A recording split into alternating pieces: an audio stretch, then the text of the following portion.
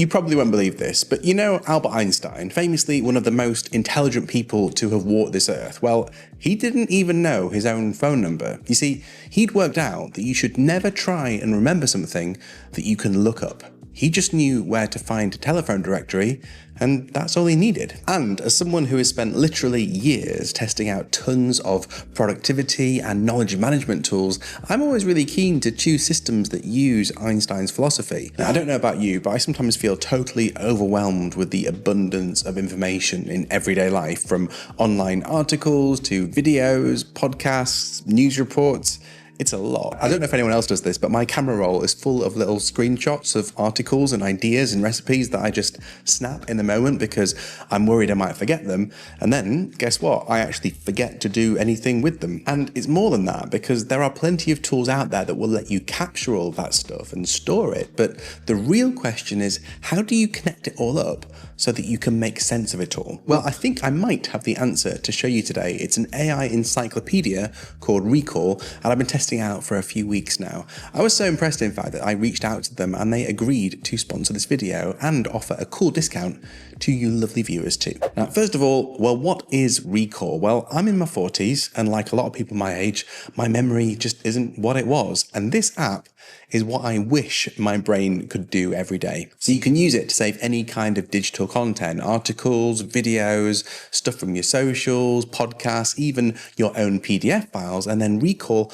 organizes it all automatically using AI. It feels like having a super powered memory that never forgets, never zones out, and unlike a lot of my handwritten notes, actually makes sense when you come to look at it later. It works on phones, tablets, and in your browser, and the best part is that it's got a Chrome extension that lets you summarize what you're looking at with one click, and then uncover hidden connections between everything you've saved. They've covered all bases here, which means you're never having to keep something open in order to remember to save it later. You just add it to your knowledge base at the exact moment you decide to keep it, and then move on with your day. Worth noting, the iPhone and iPad apps are in beta, but my testing has been buttery smooth. The iPad app especially is fantastic and a really great way to browse this graph view with all my connected knowledge. More on this in a little bit. Let me show you a few ways that I've been using Recall. So once you've set up an account and installed the browser extension, you can just tap on this anytime you want to save something and then click save to generate a summary for your knowledge base. You can then also turn on autosave, so every time you just click the extension button, it'll save that page's content using whatever your default settings are.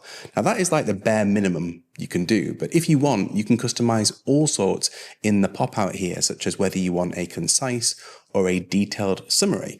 And also you can use natural language to chat with each summary to locate a particular piece of information. As an example, in this video, which is about improving YouTube channels, I remember that the presenter used a helpful metaphor to describe his audience, and I haven't got time to watch the whole thing again and find it, so I can just ask what it was using the chat, and then here it is, with the time code too. I do this with YouTube videos all the time now. It's been saving me hours. Now, here's another way I've been using this. I love listening to podcasts. And before I started using Recall, I used to avoid certain types of podcasts, which were all backing up in my feeds. Basically anything that's over an hour that was information based, I just wouldn't listen to them, mainly because I knew it would be full of information and I wanted to have something to hand to make notes on while I was listening. Well, Recall has allowed me to listen to these guilt-free, but also give myself permission to zone out every once in a while. A 3-hour episode like this can just be condensed in one click and it'll summarize all the stuff I need to know. Another thing about these kind of podcasts is that you don't always want to commit to a new show or a particular episode, so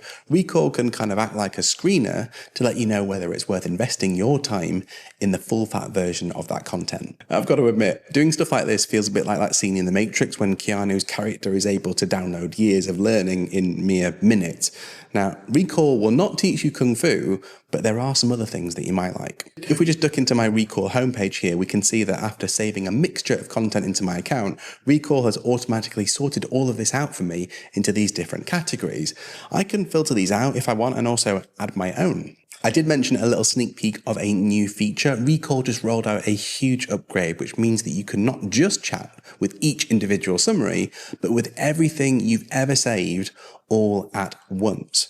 No more digging through notes or saying, where did I hear that Apple announcement about hold assist? You just ask Recall and it'll find the right answer for you. Check this out. I've got a few podcast episodes here, including an interview with the poet David White.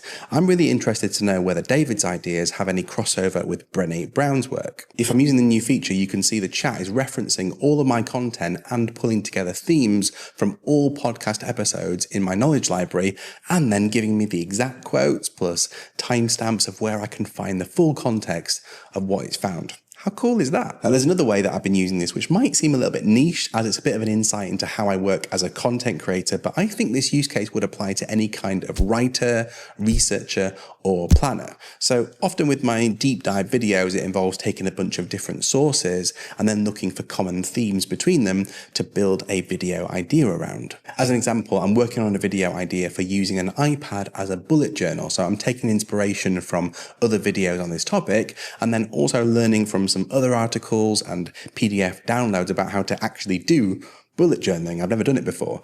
There's a lot of information here, but this is a really great way of keeping everything in one place and then seeing where the obvious connections are in order to start working on my own video when I'm ready. With this new chat feature, I can start building the structure of my video by taking just one resource and then asking, well, where should I start? Then adding in all my other bullet journal information to help think through what would happen if I was using an iPad, and then thinking about the steps that I would need to take to set it all up. This is pretty much how I would do it if I had like 30 browser tabs open, but Recall is handling all of that information for me and then letting me drip feed it into my prompts as and when I need it. I can also use this clever graph view to zoom in on a topic and then check to see if there are any other connections in my knowledge base that I might have missed. It's pretty cool, right? And finally, here's another feature which can be super helpful. Recall have called this augmented browsing, which I know sounds like tech speak, but it's actually a really good way of describing what this is. So if you're in a web page looking through information, Recall actually resurfaces related content from your knowledge base as you're browsing. Here I am looking at an article about the Apple Vision Pro headset, and we can see if I hover on these highlighted words, it's actually bringing in content from my knowledge base that it thinks might be relevant here. It's not just cool, it's also really helpful. So now you know what it is and how it works, let's take a look at a few other systems that you might have been exploring as possible alternatives. As I've been testing this out, I found myself thinking that actually this is a great companion app to a lot of systems. So if you're already wedded to Notion or Obsidian, for instance, this can work really nicely alongside them. But the big plus point with Recall is that those systems take hours, maybe even days to set up properly, whereas this one just does all the work for you. It's self-organizing, and the more content you add to it, the better it gets. I've been comboing this with Craft, which is my note-keeping tool of choice, and Recall helps me keep my Craft system clean and tidy. So all the gold nugget summaries from Recall get added to my Craft system as and when I'm ready to save it. And the other one this made me think about is Pocket, which used to be called Read It Later, but as of July 2025, sadly, it's being shut down. So if you're a Pocket user looking to find a home for all your bookmarked files and web pages before everything gets deleted, Recall might actually be an obvious place to put them all. Now, I was digging around in the settings, I found that Recall actually support importing from Pocket and also other markdown files, which is pretty great. Now, the other obvious one is ChatGPT from OpenAI, who just unveiled their new language model. Well, OpenAI's latest set of tools is pretty powerful, and yeah, it can summarize stuff, but it's also so broad that it's not really designed to be used in this way. If you wanted to use it like an AI encyclopedia, you'd have to create tons of custom agents and then have everything living amongst all your other chats and prompts, plus searching them would take forever. It's really not a helpful personal knowledge management tool because it's not designed to be. Now, the other problem with ChatGPT is the hallucinations issue. It just makes stuff up, and that's still true in the latest models. The cool thing about Recall is that you can trust the information you're getting back because you have defined the source in the first place. I actually tested this out with some pretty complex industry-specific documents, and not only was Recall faster at getting me the information I needed, it understood the context better because it was referencing all the other stuff in my library that was connected to it. Well, there we are, folks. Just a really cool system that I wanted to share with you today, and I'm clearly not alone, as Recall have got over 400,000 users and counting.